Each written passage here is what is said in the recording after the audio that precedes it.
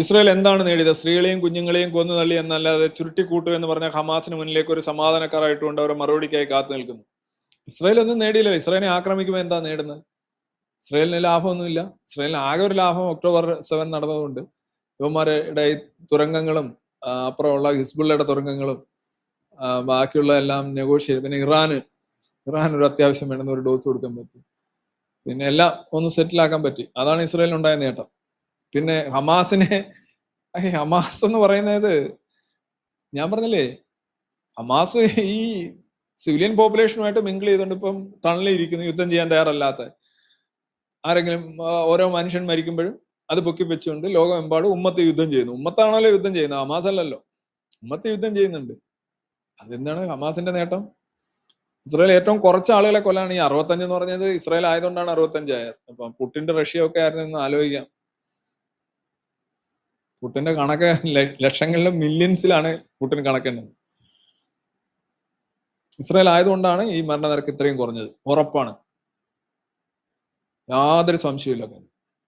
ലോകം മുഴുവൻ ഇസ്രായേൽ ഒറ്റപ്പെട്ടു. ലോകങ്ങളിലെല്ലാം പാലസ്തീനെ അംഗീകരിച്ചു തുടങ്ങി. ഹമാസ് ഫ്രീ പാലസ്തീൻ ആശയത്തിന് വേണ്ടി ലോക ജനത തെരുവിലാണ്. ഇസ്രായേൽ ഇതാണോ ആഗ്രഹിച്ചത്, അല്ലെങ്കിൽ അവർ തോൽവി തന്നെ. ലോകം മുഴുവൻ ഇസ്രായേൽ ഒറ്റപ്പെട്ടു. ഇസ്രായേലിനെ സംബന്ധിച്ച് ഈ ലോകത്ത് ഇങ്ങനെ ഒറ്റപ്പെടുക എന്ന് പറയുന്നത് പുത്തിരിയൊന്നും അല്ലല്ലോ. അവർക്ക് എന്താണ് ലോകത്ത് ഭൂരിപക്ഷം ഉണ്ടായിട്ടുള്ളത്? ഒരിക്കലും ഉണ്ടായിട്ടില്ല. യൂതൻ ലോകത്തെങ്ങാണ്ടും വേട്ടയാടുകയുണ്ടായിരുന്നു. ഏറ്റവും വലിയ രണ്ട് മതങ്ങൾ, ഏറ്റവും വലിയ രണ്ട് ജനസംഖ്യകൾ അവരെ വേട്ടയാടി. ഒരു ഘട്ടത്തിൽ ക്രിസ്ത്യാനിറ്റി നൂറ്റാണ്ടുകളോളം, പിന്നെ കഴിഞ്ഞ 100 വർഷമായിട്ട് ഇസ്ലാം വളരെ പ്രതികാരവാഞ്ചിയോടുകൂടി അവരുടെ മതസാഹിത്യം നടപ്പിലാക്കാനായിട്ട് ഇസ്ലാം ചെയ്യുന്നു. ഒരു വളരെ ചെറിയൊരു പോപ്പുലേഷൻ, 2 കോടിയും 202 കോടിയും തമ്മിലുള്ള വ്യത്യാസം. അതൊന്ന്. 2, നിങ്ങൾ പറഞ്ഞത് പാലസ്തീനെ അംഗീകരിച്ചു തുടങ്ങി. പാലസ്തീനെ അംഗീകരിക്കാൻ എന്തോ വെറുതെ റെട്ടറിക്കലായിട്ട് ഇന്ത്യ അംഗീകരിച്ചില്ല. 88-ലെങ്ങാണ്ട് ഇന്ത്യ അംഗീകരിച്ചു. ഇനി ഇങ്ങനെ കുറെ പേരോട് അംഗീകരിച്ചാൽ എന്തോ? ഒരു കാര്യമില്ല. അവിടെ സാധനം ഉണ്ടോ? ചരക്കുണ്ടോ? ചരക്ക് ഉണ്ടാവുമോ? ഇല്ല. ചരക്കുമില്ല, ചരക്കുണ്ടാവാൻ സാധ്യതയില്ല. അപ്പൊ പിന്നെ നിങ്ങൾ അംഗീകരിച്ചു എന്ന് പറഞ്ഞ കാര്യം എന്താ? ദൈവം ഉണ്ടെന്ന് എല്ലാവരും പറയുന്നു എന്ന് പറയുന്നതാണ്, അല്ലെങ്കിൽ പ്രേതം ഉണ്ടെന്ന് എല്ലാവരും പറയുന്നു എന്ന് പറയുന്നോണേ ഉള്ളൂ. ഇപ്പൊ ലോകത്തൊരു മുഴുവൻ നിങ്ങളൊരു ഗാലപ്പോൾ നടത്തി കഴിഞ്ഞാൽ ദൈവം ഉണ്ടെന്ന് പറയുന്നവരായിരിക്കും കൂടുതൽ.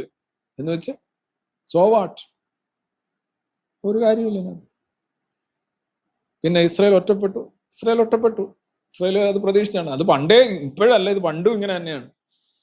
ഇതിപ്പോ കുറച്ചുകൂടെ വ്യാപകമായി ഉമ്മത്ത് യുദ്ധം ചെയ്തു എന്നേ ഉള്ളൂ. ഉമ്മത്ത് യുദ്ധം ചെയ്യും. ഉമ്മത്തിന്റെ പ്രോഗ്രാം അങ്ങനെയാണ്.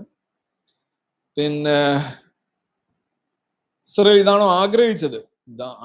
ഇതാവത്തില്ല. ആരും അങ്ങനെ അവനവനെ മോശമായിട്ടുള്ള കാര്യം ആഗ്രഹിക്കില്ലല്ലോ.